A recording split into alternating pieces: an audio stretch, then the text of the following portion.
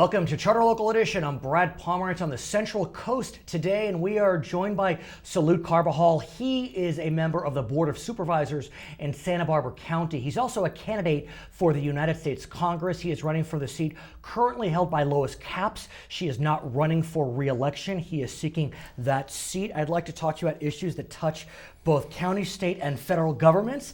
Start with health care. I think it's fair to say, sir, that the Affordable Care Act has rolled out pretty well in California. Not a lot of hiccups throughout California. How has the Affordable Care Act rolled out in, for example, Santa Barbara County? It's rolled out quite well, actually. Certainly there are some issues that need to be addressed to make it work better, such as the Cadillac tax. Right. That's having an impact on businesses, government, and individuals. It's interesting you mentioned the Cadillac tax. Of course, that is a tax that's intended to bring in revenue to the government so that they can fund the expansion of healthcare. But bipartisan members of Congress, Democrats and Republicans, have some real concerns about it and looking toward repeal of that one element. Absolutely. It's been deferred till Right. 2020, but that's an issue that needs to be addressed. But it has done really great things in our county. Let me ask you specifically about one segment of your population. I want to ask about two segments, but first I want to ask about the Latino community in Santa Barbara County. Wonderfully rich Latino community, really contributing mightily to your county. But when the Affordable Care Act was rolling out, there was some concern about Latinos and whether they would sign up. Out of lack of knowledge, out of fear getting involved in government. What happened in your county specifically? Did we see Latinos sign up in significant numbers? I think across the board, people signed up. There were some initial fears that some wouldn't, but I think at the end of the day, we had a robust number of individuals step up and sign up. And Right. to date, we have from between 50 and 60,000 individuals that signed up just in Santa Barbara County alone. I want to talk about the kids. Because whenever you look at insurance, there's always some group that slips between the cracks. And what we have in California, we have the Medi-Cal expansion, we have the Affordable Care Act, and there are certain levels of economic strata that you hit to decide whether you're going to be in Medi-Cal expansion or in the Affordable Care Act. But even beyond that, there's a group of kids that fell in between the cracks. They couldn't qualify for the expansion and they couldn't qualify for the Affordable Care Act. What happened to those kids? Well, even those kids that could qualify, we had a challenge identifying those kids and enrolling them in programs that they could already qualify for. So you had a double issue. Absolutely. You had some that just didn't register, but then there were some, because of their parents' income, that qualified for neither. Absolutely. We went from 16,000 uninsured children to 1,500 uninsured children or less. What's remarkable to me is that in 2001, Santa Barbara County had the highest percentage of uninsured children in the entire state. Yes. Santa Barbara County. Yes. I would not expect that from your beautiful county. Well, I think that's an issue that was brought to our attention, and it was then that we worked in a bipartisan way to come up with a program that was going to ensure our children. And you know this. I'm sorry to interrupt. You had a decrease of 96%. Yes. You went from yes, but there's still about 1,500 that don't have insurance. Well, when it comes to service and local government, it's a program like that that makes me very proud of my service. So what you've done, along with your colleagues in the county, is you've expanded a Healthy Kids program. So even more children are covered. And now only another 750 are going to be covered, decreasing the number of uninsured to mere hundreds. Yes, yes. That's remarkable. Yes, this is, like I said, one of those instances where working together collaboratively, irrespective of partisan politics, we came together and came up with this wonderful program and transcended partisan bickering and in a bipartisan fashion achieved this. So let's talk about partisan politics. Presuming you're victorious in November, you will go to Washington, likely will be in the minority party. For argument's sake, we'll keep the status quo as is, Democratic president. So you got a Democratic president, you got a Republican Congress, you're in the Democratic minority. On the issue of health care, where do you find consensus? Because there is none between Democrats and Republicans in Washington, D.C. Well, I think we need to do everything possible to try to find that consensus. And the way you do it is you build relationships. Right. And you really try to identify where that common ground is. But here's the challenge, if I may ask. I have the good fortune of interviewing many members of Congress from all over the nation. It seems to me that, at least in California, Dems and Reaps get along pretty well. Pretty well, the members. Not so much in other states. A real antipathy for each other. So build those relationships for me. How? Well, I think, for example, it comes down to even simple little things. Going out to lunch, going out to breakfast, going after work and just breaking some bread, having some bread together, dinner, a coffee, and really trying to build that relationship so that you create an environment of civility, a level of trust and respect, that when you are working on a real serious problem that is facing the American people, that people can put party aside and as individuals, as human beings, work together to solve our issues. But talk to me about jumping from a board of supervisors of 5, arguably one of the best jobs in politics, to a body of 435, and you're in the minority. Well, I look no further than being in the minority or in the majority on the board of supervisors and all the great work we've done, whether it's investing in infrastructure, whether it's creating a truancy program, or this wonderful healthcare insurance program for children that you just mentioned. I'm very proud of those things. The highest reserve in Santa Barbara County is one that I have been part of creating in a bipartisan way, and I'm very, very proud of that. So let me ask you about your potential to join our friends in Washington, D.C. Should you be victorious, one can only be an expert on so many issues. And the beauty about being a member of Congress is that you get to be an expert on certain areas because you get put on committees. Any ideas what committees you may want to join? Well, that's kind of putting the cart before the horse. But Natural Resources Committee, because of the many environmental, climate change issues, open space, public lands issues that Santa Barbara and San Luis Obispo counties and Ventura County are faced with, is one. Another one is veteran affairs. Sure. Veterans issues, being a veteran, is something that comes that is close and near to my heart, and making sure that we have a veteran system that is valuing our veterans and providing the types of benefits that they deserve. And thirdly, transportation. Nice. I think we need to do everything possible to make sure that we shore up our transportation infrastructure, and that those are all issues that we could work in a bipartisan fashion on. So let me ask you about one issue, environmental questions, before at least the Central Coast. You recently were at a hearing focused upon the Phillips 66 oil refinery. It's called the Santa Maria refinery, but it's not in Santa Maria, it's in Nipomo in San Luis Obispo County. You and your board have come out against the expansion of that refinery. The city of San Luis Obispo has come out against the expansion. It's before the county of San Luis Obispo. Talk to me about the grassroots that is coming out very strongly against. Yes, today I just spoke at a rally against the Phillips 66 rail spur, I say, that is going to lead to 5 trains a day traversing our Central Coast, and the danger that that poses to our communities. The cost benefit, when you consider the risks, there's not enough benefit. The jobs aren't enough. There's limited jobs when you consider the risk here. We're talking about a major danger and implications for our environment, for our economy, the tourism and jobs that we rely on in our communities, and also for, more importantly than anything, the health and human and public safety of our residents. These are all 3 very important issues that we should be very, very concerned about. You'll come back? Yes. His name is Salud Carbajal. He is a member of the Board of Supervisors in Santa Barbara County, candidate for U.S. Congress. I'm Brad Pomerantz. It's Charter Local Edition.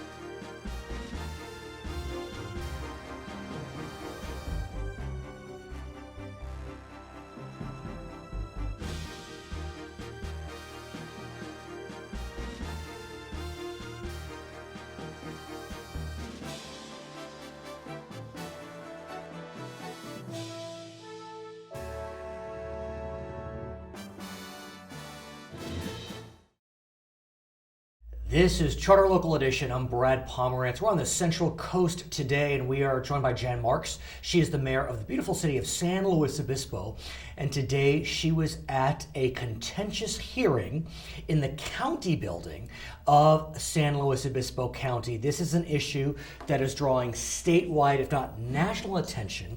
It deals with the Santa Maria, is it oil refinery? Is that what it's called? Santa Maria, it's Phillips 66 refinery. And by the way, it's not in Santa Maria. It's in Nipomo. It's in Nipomo, which is a community in the south of San Luis Obispo Right, County. it's close to the border of the two Of course. counties. So explain to us what this refinery does today and what the proposal is that's causing such contention.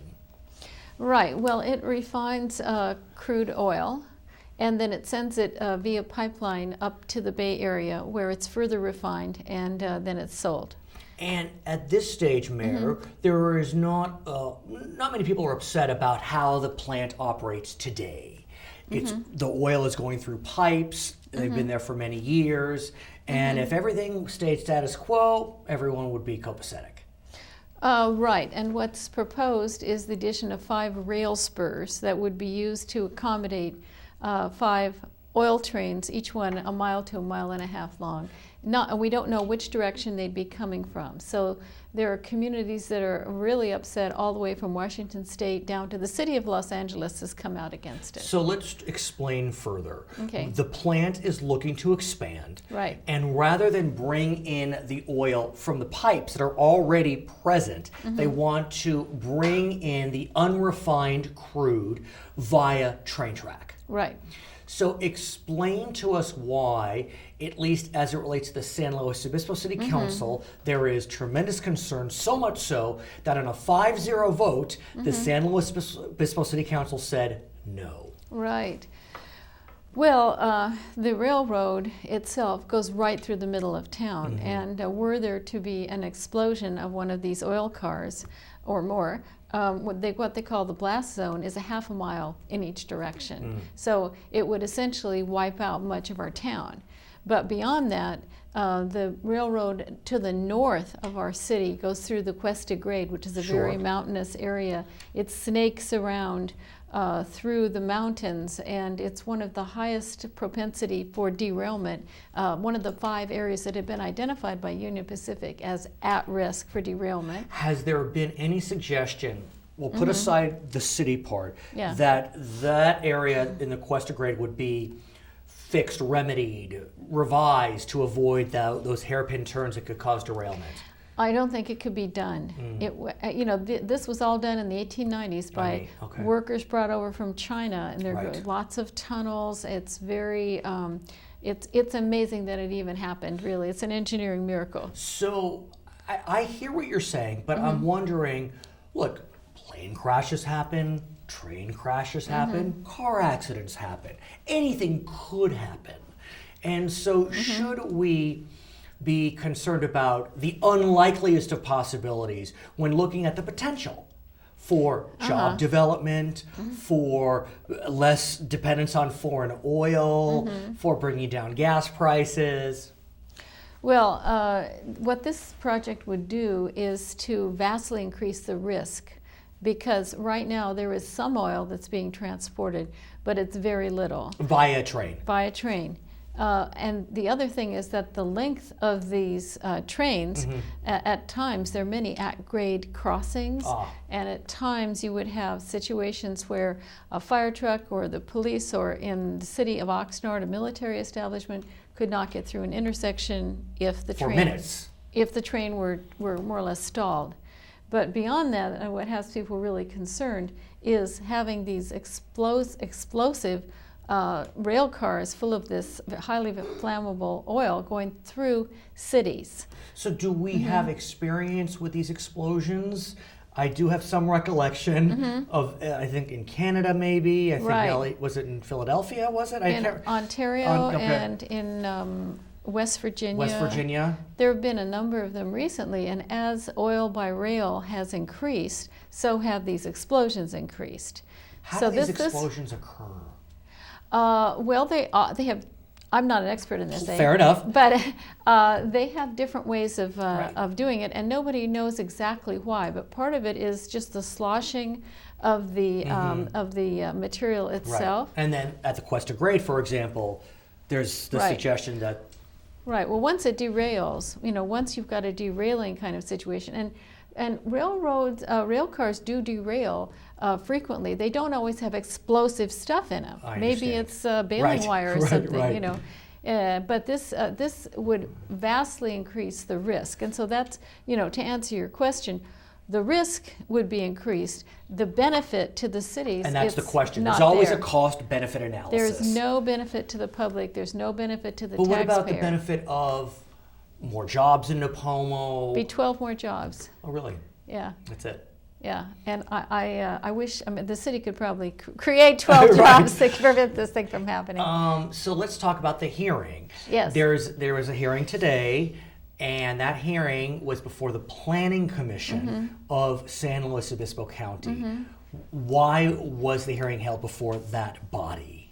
Well, because our county is the only entity in the whole state and the whole country that has permitting authority, land use authority over the project. Because the project is not preempted, although it involves railroads. It is a private developer. So there's private no development. federal involvement, for There is example. no federal involvement. And then it also will have to go to the Coastal Commission because it is in the coastal zone. It's quite close to the dunes. Well, the Coastal Commission has been fairly protective. We'll see what they do. So is there an order in which this is heard? Does the Planning Commission hear it first and then the Coastal Commission? Or they're on their own tracks, if I can use that cliche, and they'll decide at their leisure? Well, if the project is turned down at the county level, then it probably will be appealed to the supervisors. And then if it's turned down at that level, it would not go to the Coastal Commission So they're waiting. because the project wouldn't exist. However, it would probably be appealed to the court system. And if at some point the project is approved by the local entities, then it would go to the Coastal Commission. So But if it's not a real project, I it's understand. not going to go. So tell me about the hearing. Yeah, Was it well, raucous? No, it was quite orderly, very well organized. They allowed the elected officials to go first. There were Including yourself? 14 of us. Yeah, I did testify. And then, it was not only the county hearing room, but also the Fremont Theater, which holds about 700 people, and also the city-county government library community room. How many people attended? I don't know. In your don't mind, know. I mean, it was jammed. In my mind, I'd say probably around 800, but I'm not sure. And do you have a sense as to the proportion of those that were supporting the project versus those opposing? Right. The people who were involved in support of the project basically are paid by Phillips Right. 66. I haven't come across anyone that I know of, the commissioners will have to sort that out. Sure. Who's just like a regular citizen who will say, "Oh no, bring that oil through." So if I went to that hearing Mm-hmm. this morning, 90-10 against, I mean, could you feel it in the room? Yeah, it was, and there were high school students. Oh, really? The student body, ASI, the Associated Student Incorporated of Cal Poly, the student body president and the whole student body cabinet voted in favor of opposing the project. What a great civics So lesson that's for them. 20,000 students. Her name Right. is Jan Mark. She is the mayor of the beautiful city of San Luis Obispo. We will keep you up to date on the goings on with regard to the expansion of the Phillips 66 oil refinery in Napomo, California. My name is Brad Palmer. It's on the Central Coast. This is Charter Local Edition. Thank you.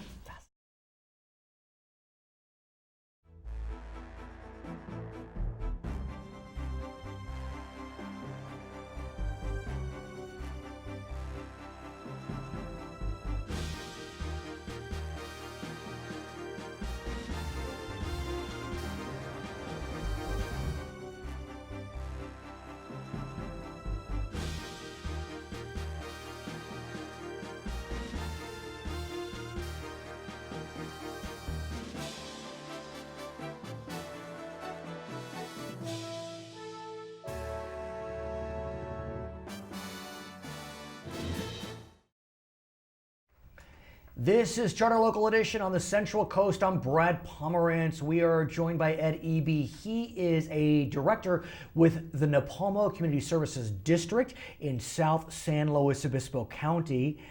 Sir, I'm rarely rendered speechless, but I am in this instance.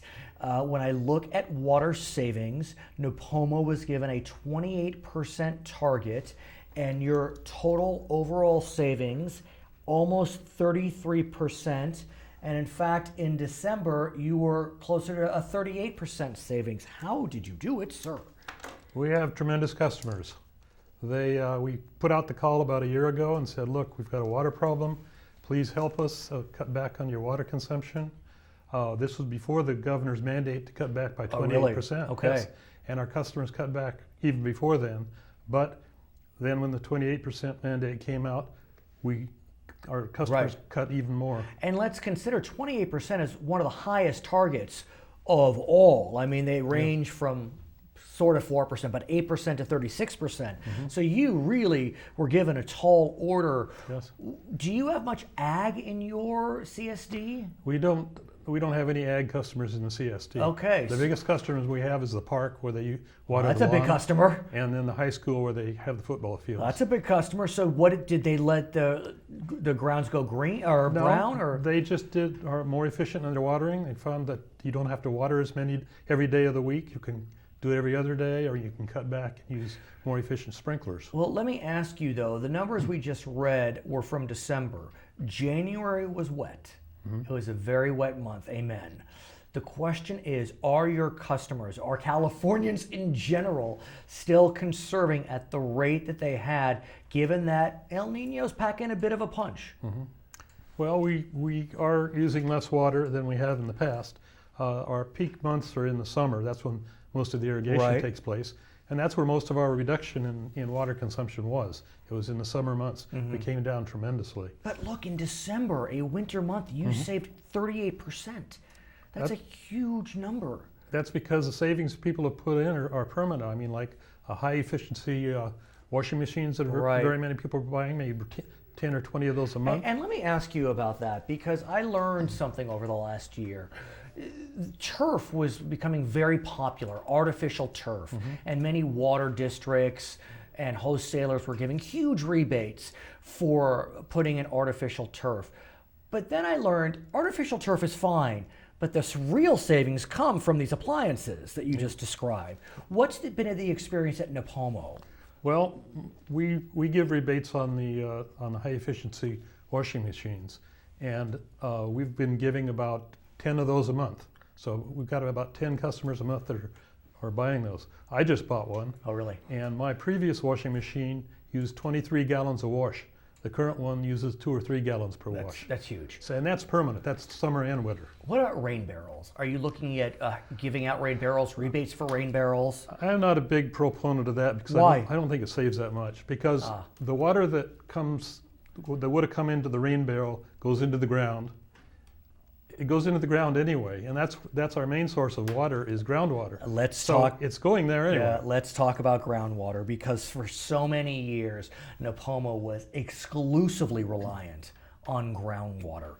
Tell us how you managed to survive through this drought before your supplemental water project went online, which was quite recently. Well, our water table was really dropping precipitously. That's why we alerted our customers that they needed to cut back. But as of June of last year, we started receiving supplemental water by pipeline. But let me ask you though, prior to that, you were exclusively reliant on groundwater. Nipomo is also near the coast. And so as your water table's dropping, there's a risk of seawater intrusion. Not subsidence like in the Central Valley, but seawater intrusion. If that happens, the groundwater is not usable. Were you at risk? Were you seeing that happen? That's what we were worried about. I mean, when our wells get below sea level, Right. and the ocean stays at sea level, because that's what it is. Right. That's water runs downhill, and it runs into where our well fields are. And We didn't reach that point, but we're close. you were close. In the last 3 or 4 years, our water level in our wells has dropped about 50%. Oof. Now, what about lately? Do you know since the rains? Do you have a sense yet, or we don't have it monitored? We read the water what you have to do is you have to read all the wells at the same time. I see. And that happens twice a year. So you're not there yet. We're not there yet, but in April we will get readings a year. So let's talk about the good news, which is your supplemental water project online since last summer. Since last June, when we started the pipeline, started the water in the pipeline, we have pumped 210, we're on the way to pumping 210 million gallons of water through that pipeline.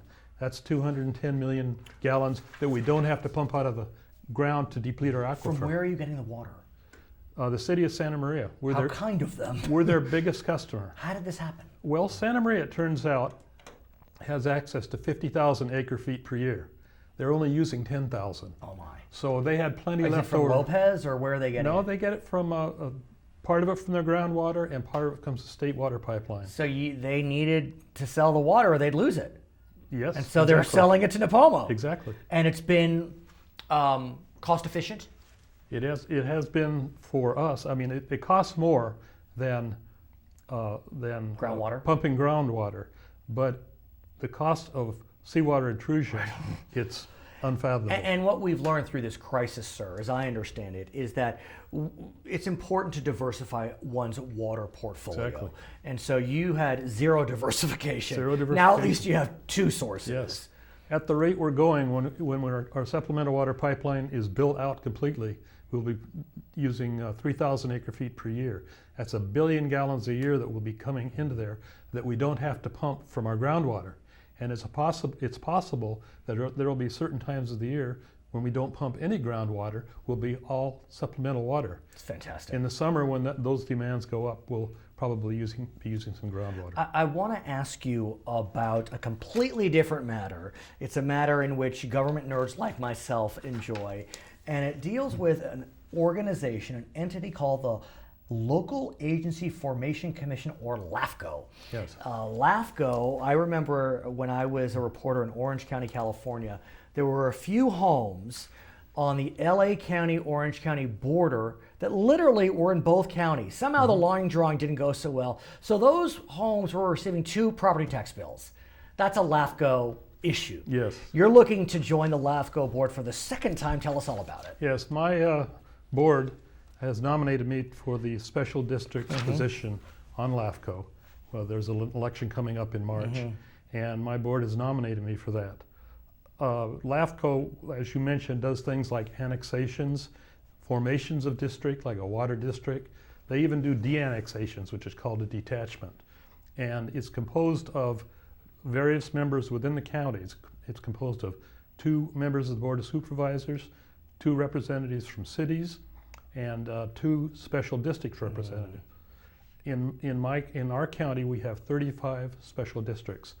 Those people will all be voting on who their special district rep is. Why do you want to do this? Why do you find it interesting? I do, but I'm a nerd. I was a LAFCO rep before for 6 years. Okay. And I think it's very interesting. It's just you get to vote and listen to and vote on very important things. We think about in this county, recently LAFCO was heavily involved in the Paso Robles Water District. Yes. The voters will be presented with that question, but they really are issues that impact people's lives, Yes. truly. And so any issues percolating now before LAFCO that you're aware of? I don't know of any big ones, but it's possible that other special districts will be formed Right. in the future, especially water districts. Because of the groundwater Because of regulation. groundwater problems, yes. His name is Ed Eby. He is a director with the Napomo Community Services District. My name is Brad Pomerantz on the Central Coast. This is Charter Local Edition. Good job. Thank you. Excellent job.